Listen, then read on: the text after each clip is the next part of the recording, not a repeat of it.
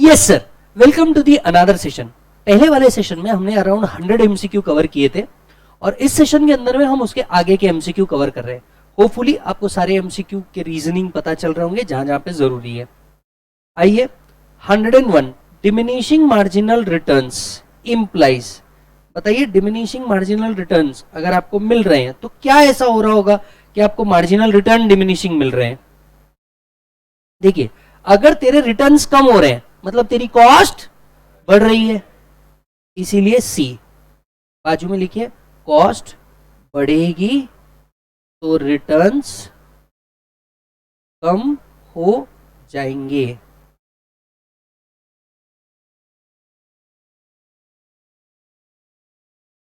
One zero two phenomenon of diminishing return reset upon the dash of fixed factor। बताइए diminishing return जो है, ये जो diminishing return है ये वापस से रीसेट हो जाएगा। क्या हो जाएगा? रेस्ट हो जाएगा। Upon what? ऐसा क्या होगा कि ये वापस से ठीक होने वाला है? इंडिविजिबिलिटी of fixed factor.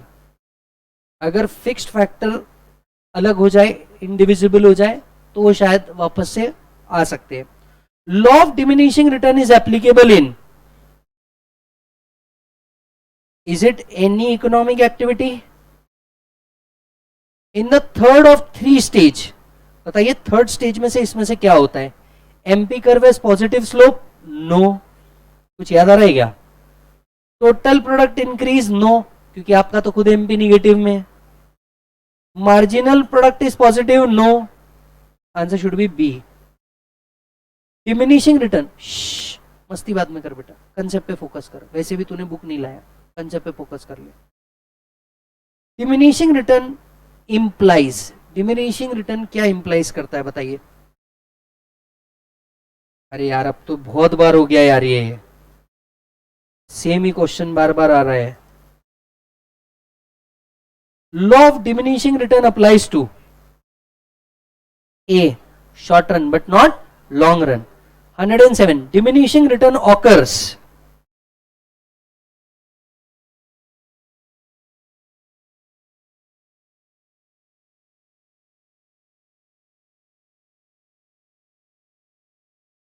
when MP falls. Is it B?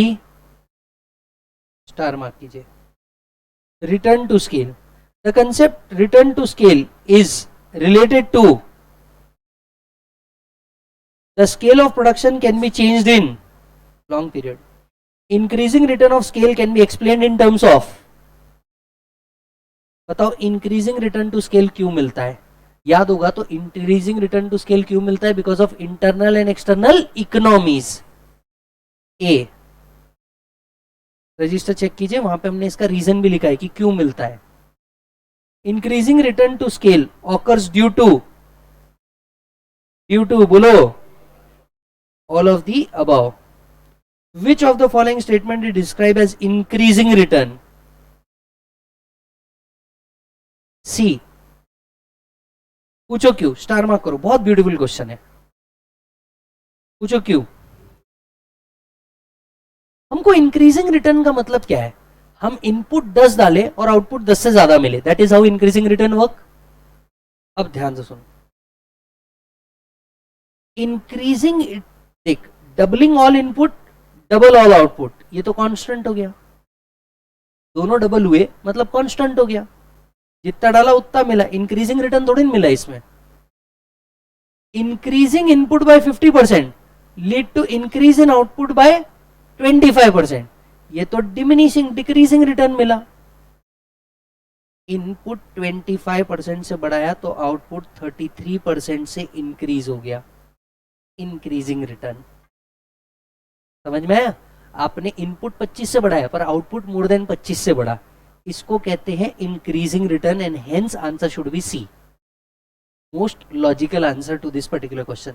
समझा? बाजू में लिखिए, हमने इनपुट 25% ब्रैकेट में 1/4, बाजू में लिखिए हमने इनपुट 25% ब्रैकेट में 1/4 से बढ़ाया,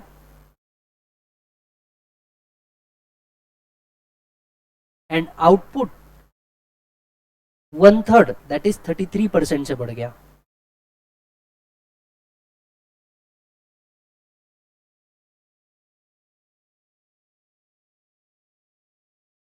113. Return to scale will be set in operation when quantity of all input are changed in already established proportion. जब सारे इनपुट चेंज होंगे तभी तो लॉन्ग रन होगा और तभी तो रिटर्न टू स्केल आएगा. 114. डिमिनिशिंग रिटर्न कब मिलेंगे? डिमिनिशिंग रिटर्न कब मिलेंगे? स्टार मार्क कीजिएगा. When one unit of variable input are added to fixed input and TP falls. देखिए TP falls होता है तो आपको डिमिनिशिंग रिटर्न नहीं मिलता. MP fall होता है तो आपको डिमिनिशिंग रिटर्न मिलता है. So when MP fall you get diminishing return. Star mark. Which one of the following is the reason for working law of increasing return? 16. This production technology satisfy. देखिए labour दिया है, capital दिया है और output दिया है. आपको कौन सा बेनिफिट देखने को मिल रहा है? अगर आप ध्यान देंगे तो आपको इंक्रीजिंग नहीं कांस्टेंट रिटर्न देखने को मिल रहा है. पूछो क्यों? Increase by 1 only irrespective of number of labour increase. आप लेबर कितने से भी इंक्रीज करे जा रहे हैं. बेसिकली आप देखो यहाँ पे लेबर 2 से इंक्रीज करे जा रहे हो और आउटपुट 1 से ही बढ़ रहा है. So basically you are getting a constant return. Star mark. Good question. Don't you think chapter 3 में लेवल वाले क्वेश्चन है सारे के सारे? सुपर्ब लेवल वाले क्वेश्चन है. 117. Identify.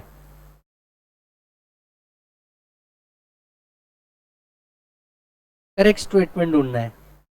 When AP is maximum, MP is equal to AP. Negatively sloped part of long run cost curve is due to. बताइए आपको negatively slope long run curve देखने को मिल रहा है. This is because of increase in productivity that results from specialisation. क्योंकि आपकी productivity बढ़ जाती है तो आपका कॉस्ट पर यूनिट कहाँ जाता है? नीचे. याद है ना, यू शेप में आपको इनिशियली पहले नीचे आता है और बाद में वो ऊपर जाता है. Increase in all input lead to less than proportionate increase. जितने इनपुट बढ़े लेकिन आउटपुट उससे लेस प्रोपोर्शन में बढ़ा तो हमें कौन सा रिटर्न देखने को मिल रहा है? 120.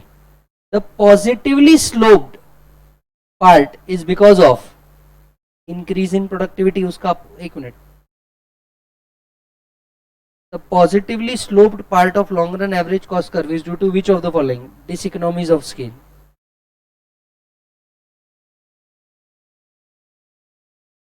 यहां पे इकोनॉमीज नहीं लिखा था, नहीं तो हम वो ऑप्शन सिलेक्ट करते.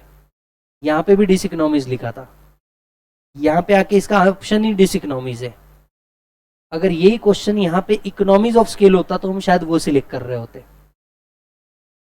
लेकिन इंक्रीज इन प्रोडक्टिविटी भी इकोनॉमीज को शो करती है. यहां पे आपको ऑप्शन ही क्लियर कट क्या दिख रहा है? Diseconomies. Constant return to scale are also called as.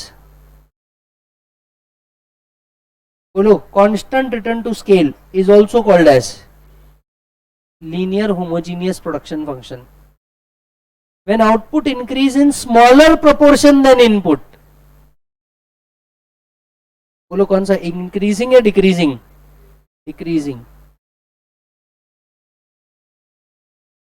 चलिए production optimisation. Iso quant are equal to कौन सा lines? Among which of the following statement which is incorrect in relation to iso quant?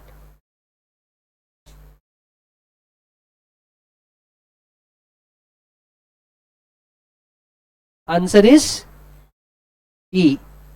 पूछो क्यों? Iso quant किसका show करता है? Indifference curve. और indifference curve में निगेटिव स्लोप होता है. They do not intersect each other. They are convex to origin. But they are no concave to origin. तो इसका क्वेश्चन इन डिफरेंस कर्व से सॉल्व होगा।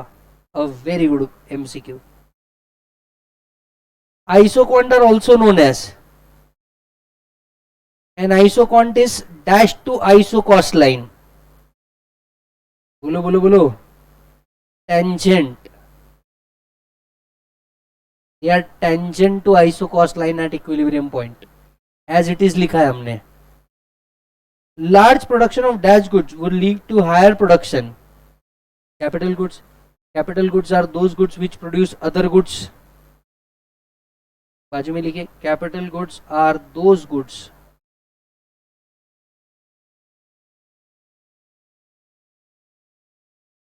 which produce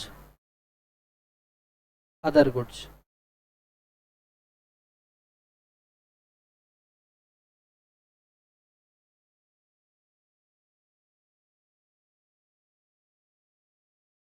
everybody say yes or no। चलिए accounting in cost concept, very easy. Suppose the cost of production of commodity x is 125, out of this implicit cost is 35 and normal profit is 25, what will be the explicit cost for commodity X? सोच के बताइए।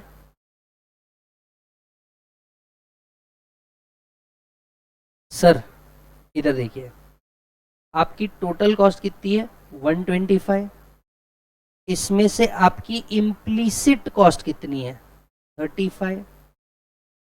Everybody ये कितना हो गया, is it 90? इसमें से normal profit भी हटा दो, is it 65,000? 129। Which of the following is an example of implicit cost? बेटा इम्प्लीसिट कॉस्ट मतलब अपॉर्चुनिटी कॉस्ट भी होती है, आउट ऑफ पॉकेट कॉस्ट भी होती है, तो बताइए इसमें से कौन सी, ए बी सी या D? And the answer is A, that could have earned opportunity cost।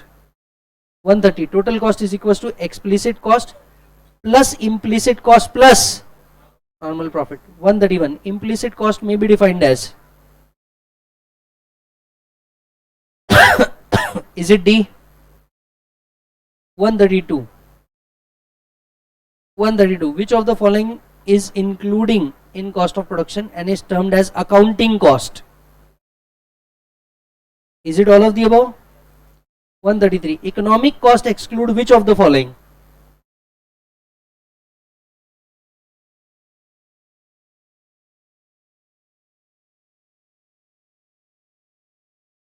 A B C या D?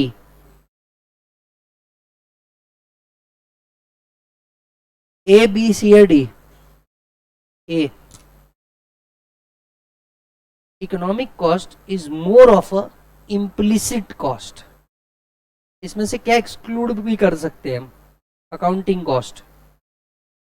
Economic cost include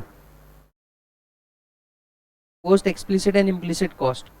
135 the cost of resource owned and employed by entrepreneur himself is called as implicit cost। 136 come on मालिक come on, दोबारा ये मौका कभी नहीं मिलने वाला और तुम बैठ करके कभी सॉल्व नहीं करने वाले, आज हो रहा है कर लो। हर चीज एंटरटेनमेंट के लिए नहीं की जाती, पढ़ाई उसमें से एक है, और पढ़ाई करने के बाद लाइफ बहुत एंटरटेन्ड है। Cost in terms of pain discomfort, CA degree, तो cost in terms of pain discomfort disability involve in supplying various factor by their owner. By their owner लिखा है, कौन सी कॉस्ट होगी, रियल कॉस्ट जो आप एक्चुअली सप्लाई करते हो। Total economic cost is explicit cost implicit cost plus normal profit. Accounting cost is less than economic cost. Economic cost comprise of both a and B. वैसे देखो explicit cost भी इसका answer है, are you getting the point? But यहाँ पे accounting cost को explicit cost मान करके ए और बी बोला है, हालांकि वो आंसर ऐसा नहीं होना चाहिए था, तो इंस्टीट्यूट की तरफ से ही ऐसा ही आया है। Everybody Accounting costs are also called as dash. Is it explicit and implicit?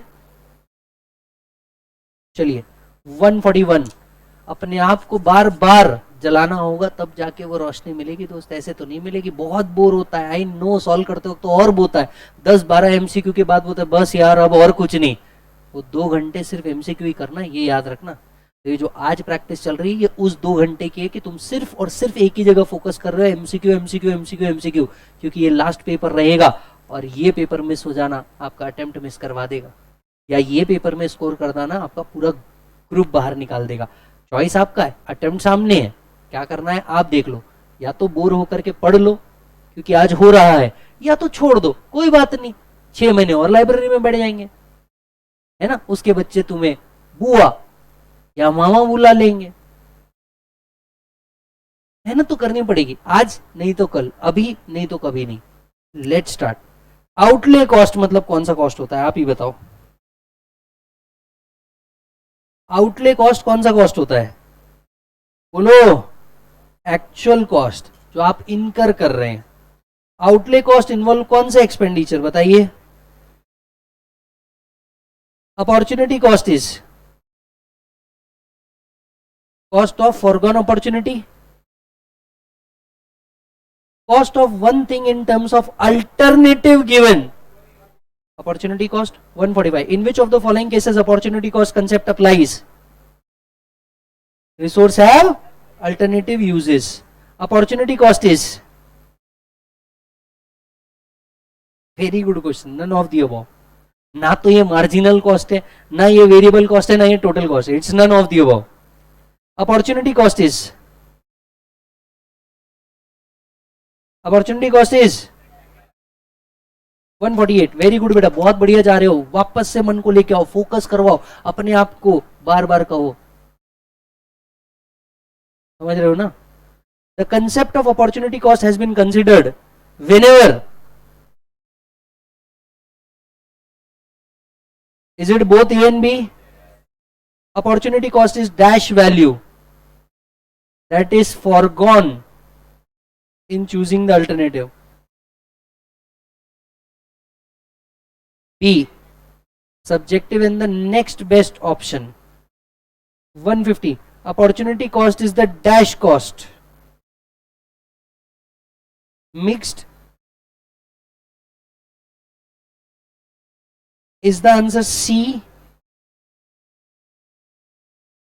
Direct cost is also known as traceable cost. Dash may vary according to the change. Dash may vary according to change accruing to the product, process or machine. Direct cost may change क्योंकि direct cost is traceable, तो जैसे ही आप factor change करेंगे वो change हो जाएगा। Identify the indirect cost. Don't you think common cost is an indirect cost? Electricity. Theory. Incremental cost are related to the concept of marginal cost because fixed cost do not change. Judgmental cost नाम की कोई चीज नहीं होती, semi variable cost का कोई game ही नहीं है। Marginal cost. Star mark. Which of the following is a part of incremental cost? All of the above. सारे इंक्रीमेंटल कॉस्ट है। 156, already incurred and cannot be recovered, बोलो बेटा। 157, विच of the following is an example of sunk cost? All of the above, क्योंकि इनमें से कोई recover नहीं हो सकता। विच one of the following is incurred first? Historical cost, the cost of which is already incurred. Dash cost refers to the cost incurred in past. Other thing remain the same, an increase in price will make dash cost higher than dash cost.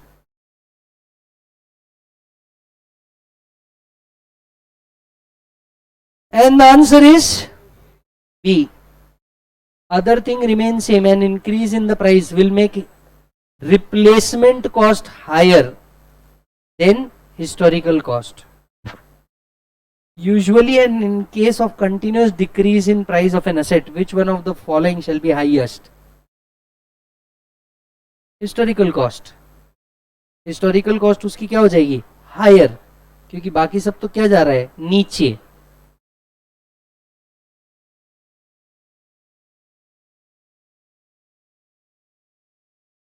चलो आखिरी के 40 MCQ बेटा, थोड़ा सा दम और लगाना पड़ेगा. आखिरी के 40 MCQ. The private costs are costly. The private costs are cost actually incurred or provided for by firm. This may be. Actually incurred वाले कौन से कॉस्ट होते हैं? आप बताइए. Is it explicit cost?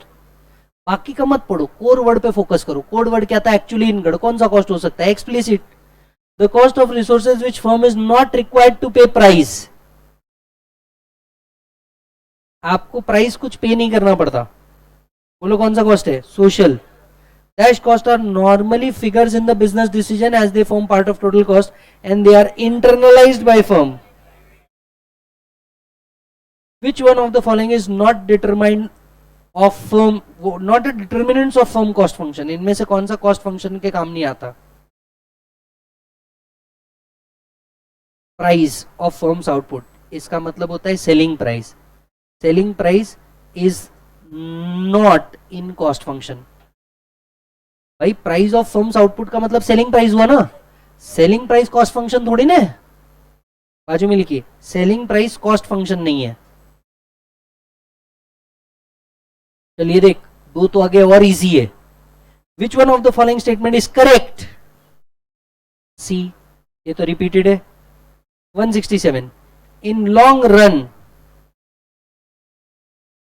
बोल, लॉन्ग रन में क्या होता है? वेरिएबल. 168. बहुत इजी, चल जल्दी.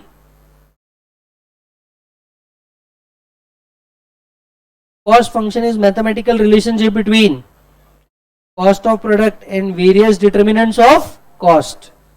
169. Very easy. In a cost function, the dependent variable is unit cost and total cost, and independent variable are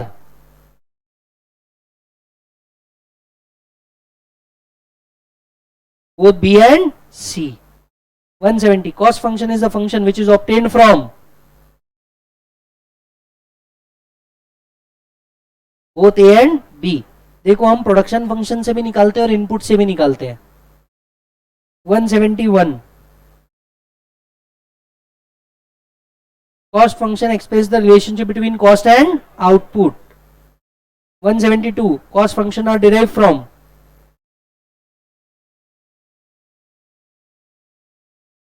actual cost. 173. Come on, which one of the following is a kind of cost function? Both A and B. चल बेटा, 173 तक के तू आ गया है. Last 25 MCQ ठोक दे, काम खत्म.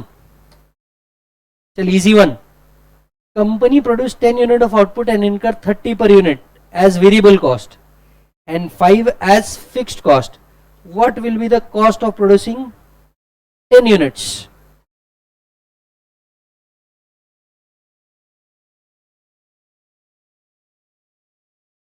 सोच समझ और जवाब दे.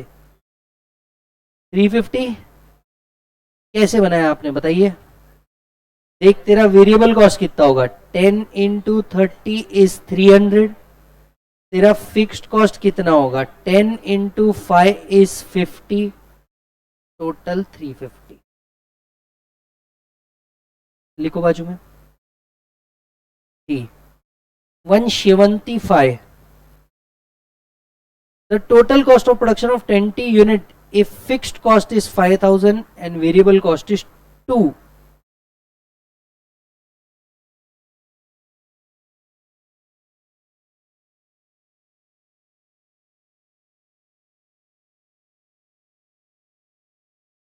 देख तेरा फिक्स्ड कॉस्ट ऑलरेडी दिया है 5000. Variable cost 2 into 20 is 40. 5040.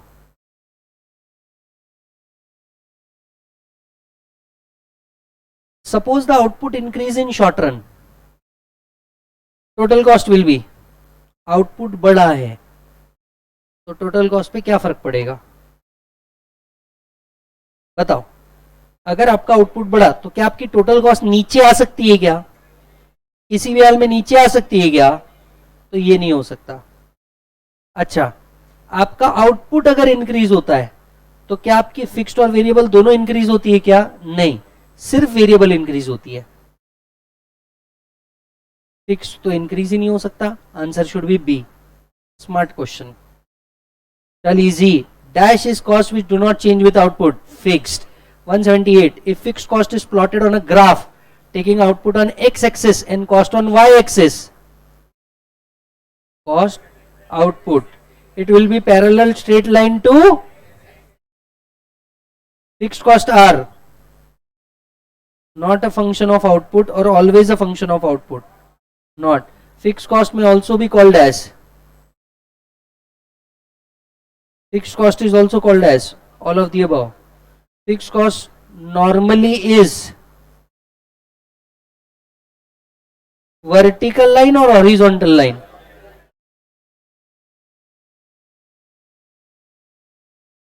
समझा ना।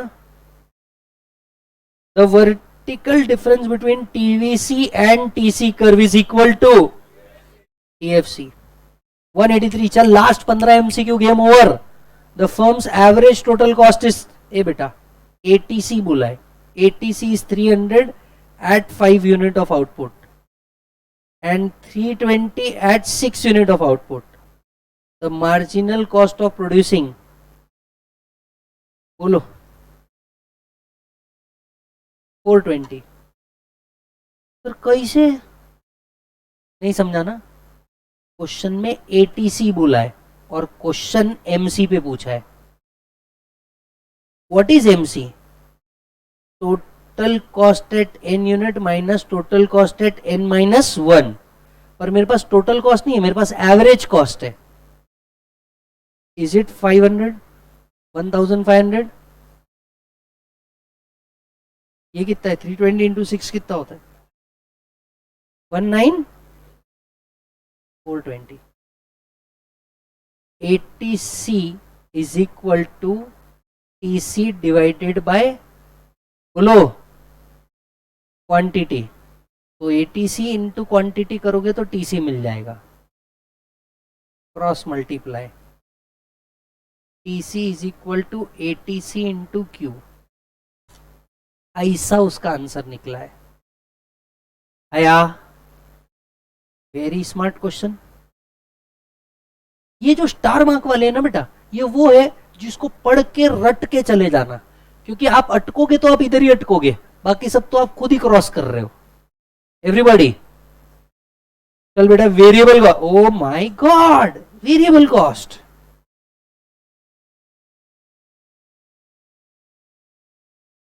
$184 आंसर कैसे निकल रहा, मेरे को कुछ नहीं आता।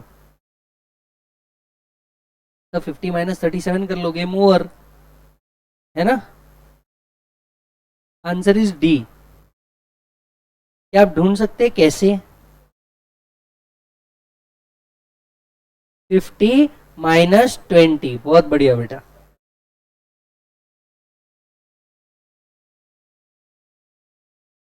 Exactly, at 0 unit this cost is fixed cost, समझ में आया। और 2 पे अगर मेरी total cost minus fixed cost की जाए तो मेरा वेरिएबल कॉस्ट निकल जाएगा 30। यहां टोटल कॉस्ट दिया है, 0 आउटपुट पे जो कॉस्ट होती है उसको कौन सी कॉस्ट बोलते हैं, फिक्स्ड कॉस्ट। बाजू में लिखिए, at 0 output the cost is fixed cost, at 0 output the cost is fixed cost.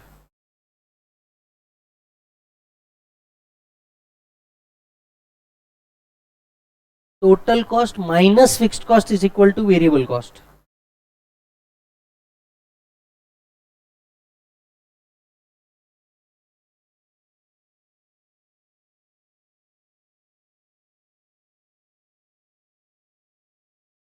Is that done?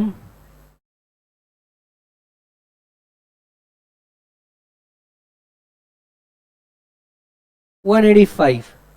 A firm producing 9 unit of output has an average total cost is 200. and has to pay 630 to its fixed cost of production. How much is the average total cost is made up of variable cost? ढूंढो, मेरे को नहीं मालूम कैसे करेंगे, बताओ कैसे किया.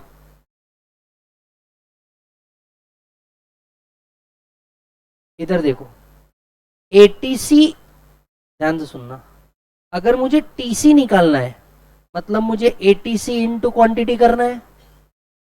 अरे याद है क्या, एटीसी का फॉर्मूला क्या था, total cost divided by quantity. अब अगर मुझे टोटल कॉस्ट निकालना है तो मुझे एटीसी इंटू क्वांटिटी करना पड़ेगा. Is it 1800? तो मेरा टोटल कॉस्ट निकल गया. Total cost minus fixed cost मेरा वेरिएबल कॉस्ट बन जाएगा. Total cost is 1800, fixed cost is 630.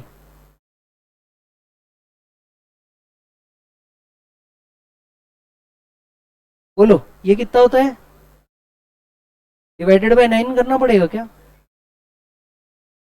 Is it 130? समझ में आया.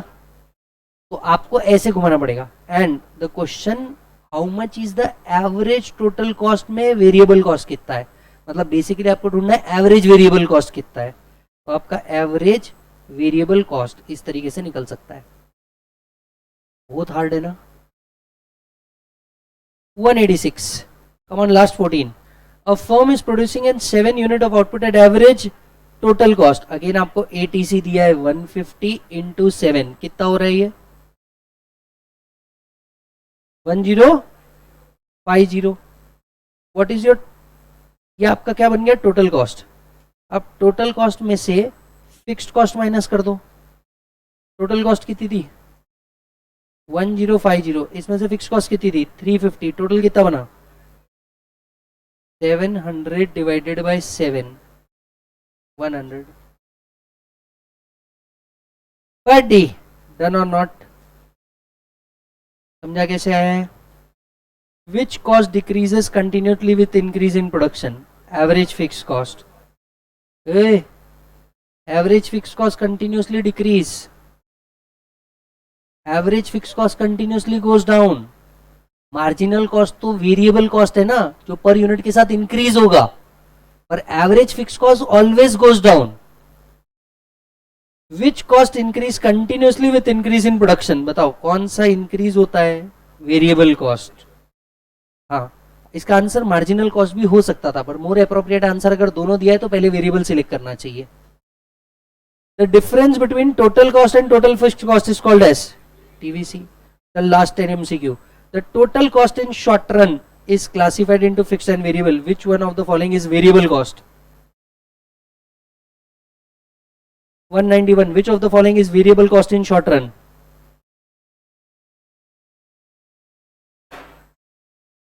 192. In a firm shutdown in very short period, it will not incur any. It will not incur any. बोलो. Variable cost याद है ना. अगर आप वेरिएबल कॉस्ट भी रिकवर नहीं कर पा रहे तो it's a shutdown point. Dash are those cost which change with the change in output. ऐसे देखो, इसका आंसर पता है आपको, सेमी वेरिएबल भी आना चाहिए इन रियल लाइफ, पर आपको इंस्टीट्यूट ने बोला है variable cost. Semi variable cost are neither variable nor fix या एब्सोल्युटली फिक्स्ड. बताओ which MCQ is more correct, nor absolutely fixed. Electricity charges, बोलो कौन सा कॉस्ट है, semi variable cost. Semi variable cost increase in a stair step fashion.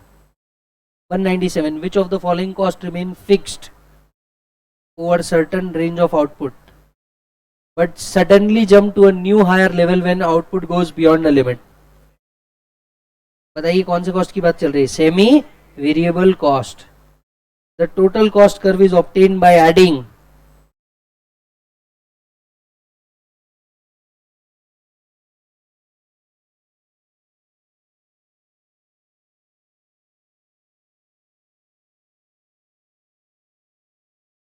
बहुत easy है, ध्यान से सुनो, बहुत इजी है. Is it a basically fixed cost plus variable cost will become total cost. तो vertically fixed cost plus total variable cost it will become total cost. ऐसा था वो. समझा? नाही ते नाही.